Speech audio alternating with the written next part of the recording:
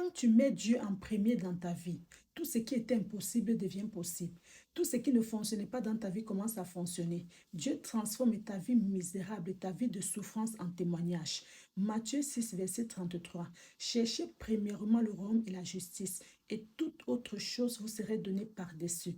Quand tu aimes Dieu plus que ce qu'il te donne, quand tu aimes le donateur plus que les dons, quand tu fais de l'Éternel tes délices, il te donne ce que ton cœur désire. Dieu vient dans ton bateau et il rend les choses faciles.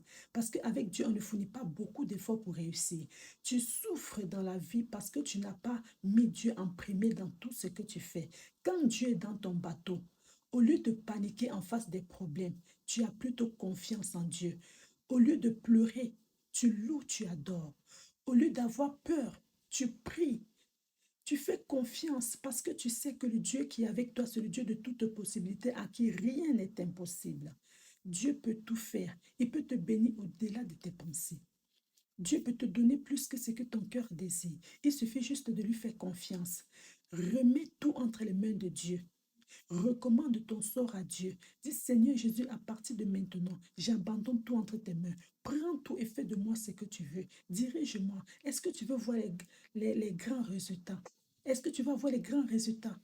Alors remets ta vie à Dieu. Laisse Dieu te conduire. Laisse Dieu te guider. Quand tu nais de nouveau, ce n'est plus toi qui vis, mais c'est le Saint-Esprit qui vit au travers de toi. Alors laisse le Saint-Esprit te conduire si tu veux avoir les grands résultats.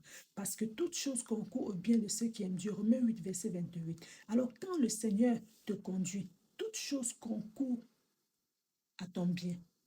Ce que les hommes appellent retard, Dieu appelle préparation. Laisse Dieu te conduire si tu vas avoir des grands résultats. Laisse le Saint-Esprit te guider parce que le Saint-Esprit connaît le futur. Toi, tu ne connais pas le futur. Tu vois le présent alors qu'il, lui, il voit le futur. Il connaît ce qui est